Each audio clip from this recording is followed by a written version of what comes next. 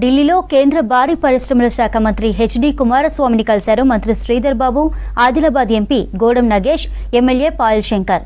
ఆదిలాబాద్లో 30 ఏళ్లుగా మూతపడి ఉన్న సిమెంట్ ఫ్యాక్టరీపై కేంద్ర మంత్రికి వినతి పత్రం ఇచ్చారు.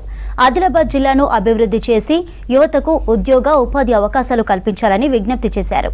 వారి విన్నపాలపై సానుకూలంగా స్పందించారు కేంద్ర మంత్రి.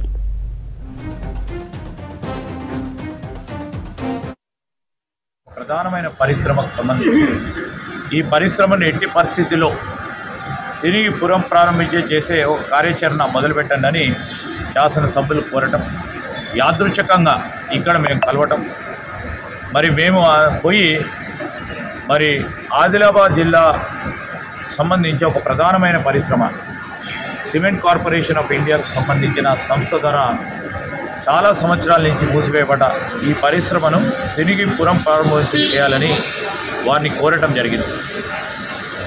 జాతీయ స్థాయిలో అదే సంస్థ ద్వారా మళ్ళా తిరిగి నిధులు ఇప్పించి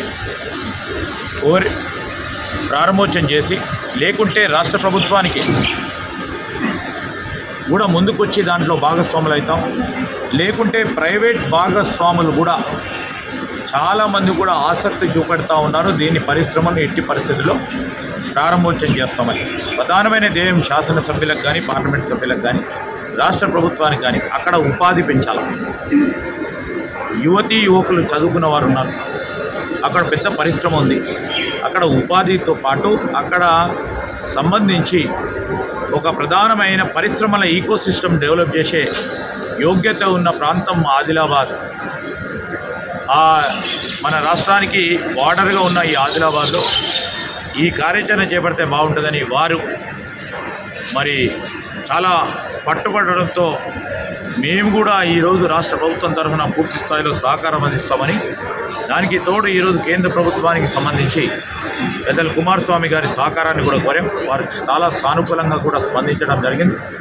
మరి శాసనసభ్యులు అదేవిధంగా పార్లమెంట్ సభ్యులు కోరారు. ఆక్షన్ విషయంలో వెంటనే నిలుపుదల చేయమని కోరారు.